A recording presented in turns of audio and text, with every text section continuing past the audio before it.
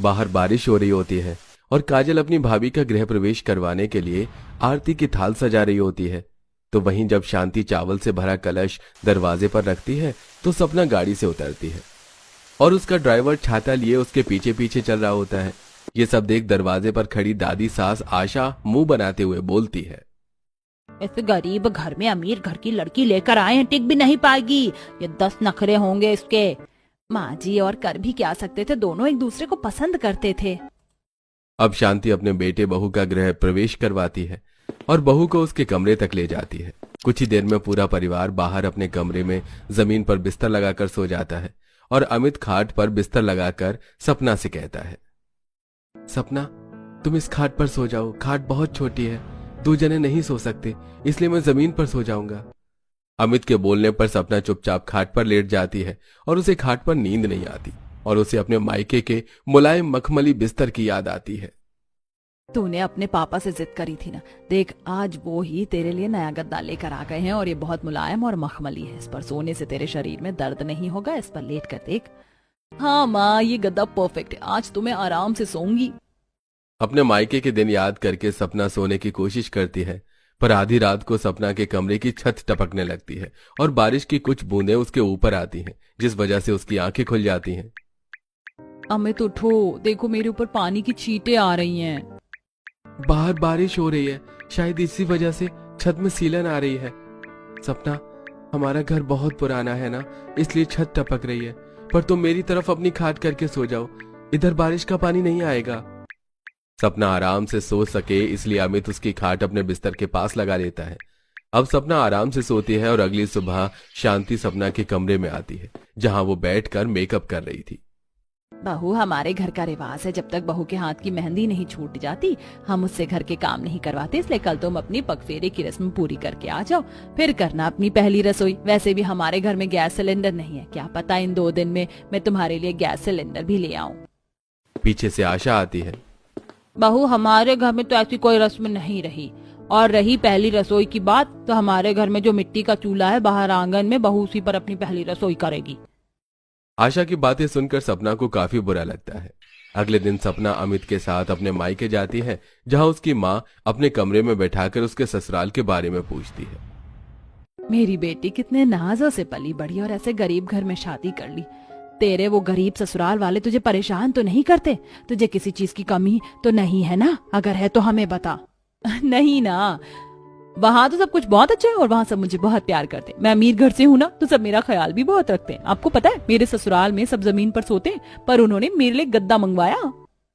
सपना की बातें सुन उसकी माँ को काफी अच्छा लगता है, पर जब अमित ये सब देखता है तो उसे बहुत दुख होता है और वो उसको उसके कमरे में ले जाकर अकेले में सपना से कहता है, सपना, ससुराल जाते ही तुम्हें सोने के लिए खाट दिया गया, तो मखमली गद्दे पर सोने वाली लड़की सारी रात खाट पर करवटें बदलती रही, और जब तुम्हें नींद आई तो बारिश की वजह से और छत टपकने की वजह से तुम्हारी आंखें खुल गई, फिर भी तुमने घर में सबसे झूठ बोला।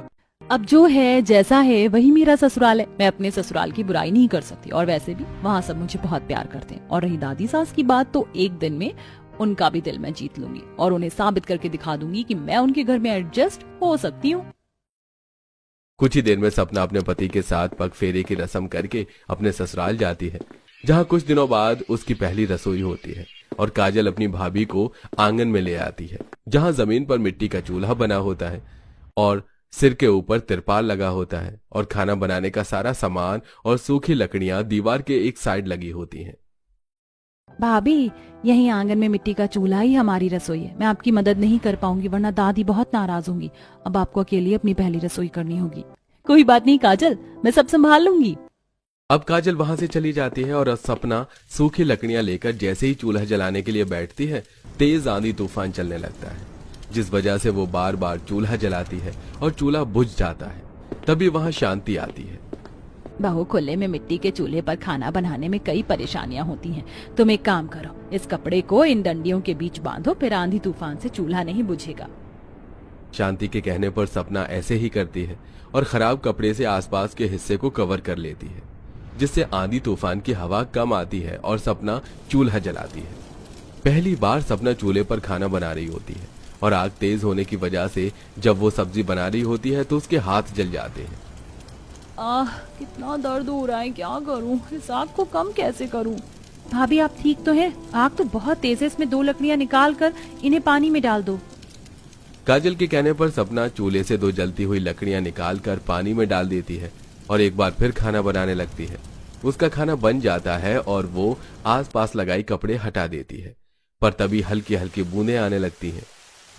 अच्छा हुआ जो बारिश आने से पहले मैंने खाना बना लिया। बूंदाबांदी हो रही है, मैं एक एक करके सारा खाना घर में ले जाती हूँ, इससे पहले कि बारिश की वजह से मेरा खाना खराब हो। सपना सारा खाना एक एक करके अंदर घर में ले जाती है, पर क्योंकि रोटी खुले में होती है इसलिए ऊपर की 2 रोटी गीली हो जाती है। पर सपना ऊपर की वो रोटियां हटा देती है। कुछ देर में जब पूरा परिवार खाने को बैठता है तो वो सभी सपना की तारीफ करते हैं। भाभी आपकी पहली ही रसोई में इतनी तेज आंधी तूफान चली, बारिश हुई, पर फिर भी आपने खाना बहुत अच्छा बनाया है। माँ जी अब क्या कहती हैं आप? पहली रसोई तो 2-4 आइटम बनाकर ये खुद को साबित थोड़ी ना कर सकती है कि ये हमारे घर में एडजस्ट हो जाएगी। वो तो जब ये यहाँ रहेगी तब पता चलेगा। और रही खाने की बात, तो खाना इतना भी बुरा नहीं है। मैंने सोचा नहीं था अमीर घर की लड़की हम जैसे गरीब घर में इतनी परेशानियों का सामना करके अपनी पहली रसोई भी कर पाएगी, वो भी मिट्टी के चूल्हे पर। आशा मनी मन सपना की तारीफ करती है पर किसी के सामने जाहिर नहीं होने देती। इसी तरह 2 दिन बीत जाते हैं और बेचारी सपना आंगन में मिट्टी के चूल्हे पर ही खाना बनाती है। और जब खाना बन जाता है तो शांति के साथ आशा आती है और उसे ढेर सारे कपड़े धोने के लिए देती है।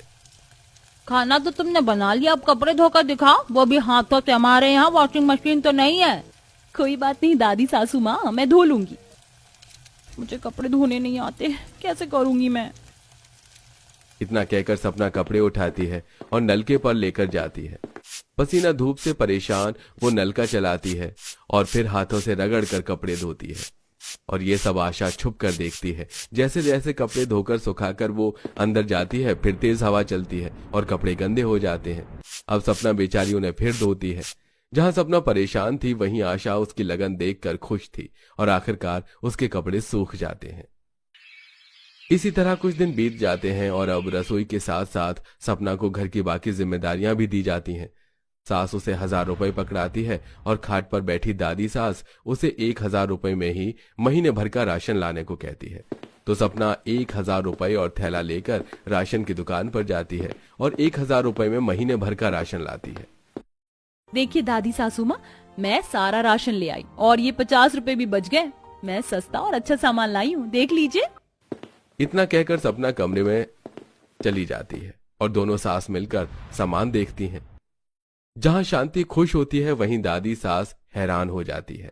वहीं कमरे के दरवाजे से ये सब सपना देखती है और मन में कहती है, भला हो उस औरत का जिसने मेरी मदद की। अब तो दादी सासू माँ मुझे अपना लेंगी।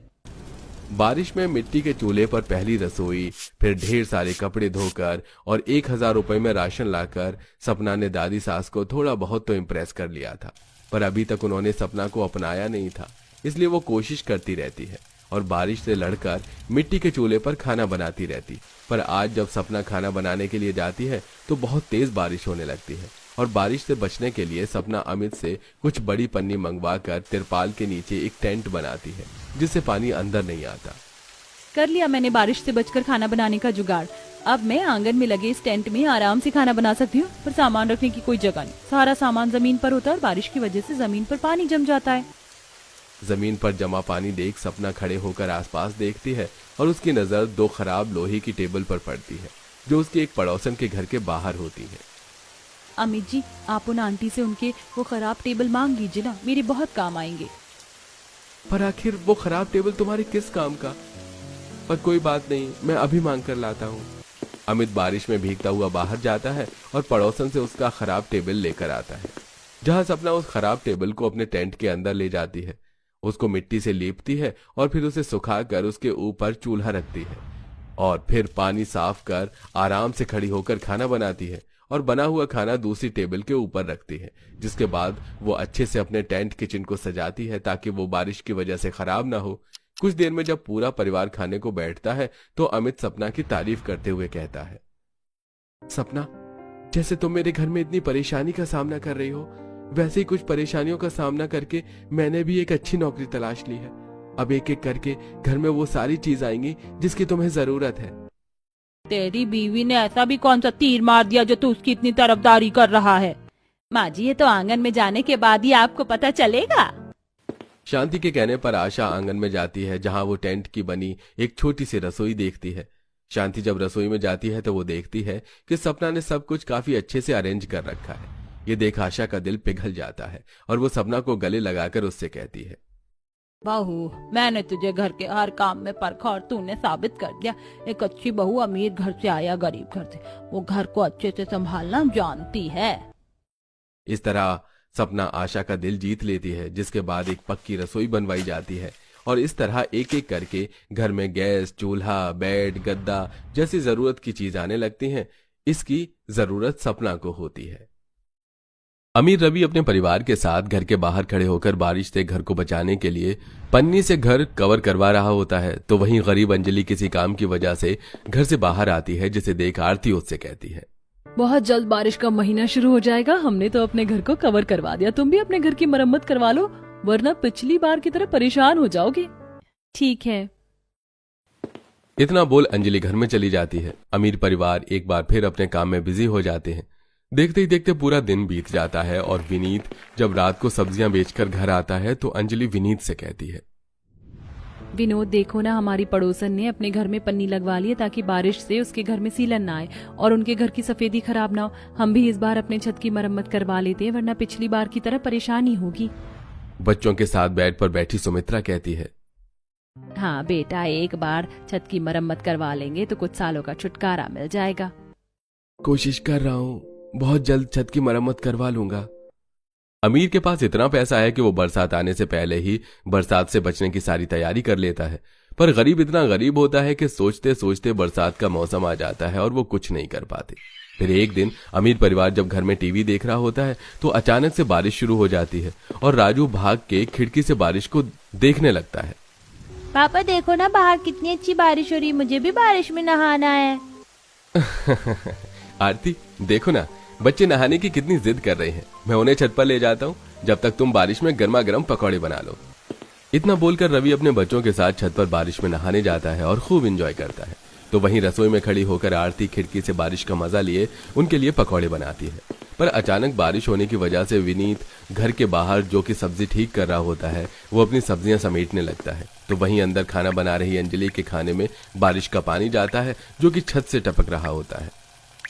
गोलू, पिंकी, जल्दी से भगोना लेकर चूल्हे के पास खड़े हो जाओ, वरना आज खाना नहीं खा पाओगे। पिंकी गोलू हाथ में पतीला लिए चूल्हे पर गिर रहे पानी के नीचे लगा देते हैं। माँ, हमें भी बाहर नहाना था क्या? जब तक खाना नहीं बन जाएगा हमें ऐसे ही भगोना लेकर खड़े रहना पड़ेगा। हाँ बेटा, बस थोड़ी देर की बात है, खाना बनने ही वाला है। सुनिए जी, देखिए छत टपक रही है, कुछ कीजिए ना। देख ले कैसे तेरे बीवी बच्चे इस बारिश में मेहनत कर रहे हैं। मैंने तुझे पहले ही कहा था बारिश आने वाली है, छत ठीक करवा ले, पर तू किसी की सुनता कहाँ है। अपनी माँ और बच्चे की बातें सुनकर विनीत बाहर से कुछ घास लेकर आता है और उन घास को लेकर छत पर सीढ़ियां लगाकर जाता है और थोड़ी थोड़ी दूर पर उन घास को लगाने लगता है। ये सब कुछ छत पर बारिश में नहा रहा रवि देख लेता है। भाई साहब, अगर कोई मदद चाहिए तो बताओ, मैं आपकी मदद कर देता हूँ। अरे नहीं, मदद की जरूरत नहीं है, बस थोड़ा सा पानी है जो टपक रहा था, अब हो गया ठीक। विनोद रवि की मदद लेने से साफ साफ मना कर देता है। कुछ देर में विनोद अपने बच्चों के साथ छत पर नहाकर नीचे जाता है और तभी सभी गर्मा गर्म पकौड़े खाते हैं। तो वहीं थोड़े से पकौड़े बर्तन में लेकर छाता लिए आरती अंजलि के घर जाती है, जहां वो देखती है कि अंजलि के बच्चे पतीला लेकर खड़े हैं, क्योंकि घास लगाने के बाद भी पानी टपकना बंद नहीं हुआ था। अंजलि, मैंने तुम्हें पहले ही कहा था बारिश आने वाली है, छत की मरम्मत करवा लो। देखो मासूम बच्चे कैसे पतीला लेकर खड़े। अगर हमारी कोई मदद चाहिए तो हम तुम्हारी मदद करने को तैयार हैं। हमने छत ठीक करवाई थी, पता नहीं ये फिर से कैसे लीक होने लगी। एक बार फिर अंजलि आरती की मदद लेने से साफ मना कर देती है। इसी तरह कुछ दिन बीत जाते हैं और एक रात तेज आंधी तूफान चल रहा होता है। गरीब परिवार अपने घर में आराम से बिस्तर लगाकर सो रहा था, तो वहीं अमीर परिवार सोने की तैयारी कर रहा होता है। तभी अचानक से तेज बारिश होने लगती है। अरे बहू रवि, देखो बाहर कितनी तेज बारिश हो रही, कितना अच्छा लग रहा है रात का मौसम। सुनिए जी, बच्चे तो सो गए हैं, मैं अभी गर्मा गर्म चाय बना कर लाती हूँ और कुछ देर हम पकौड़े के साथ बारिश के मजे लेते हैं। इतना बोलकर आरती रसोई में जाती है और चाय पकौड़े बनाने लगती है। तो वहीं गरीब परिवार जब सो रहा होता है तो सुमित्रा के शरीर पर कुछ बूंदें टपकती हैं और उसकी आंख खुल जाती है। तो वो देखती है कि उसके घर की छत टपक रही है।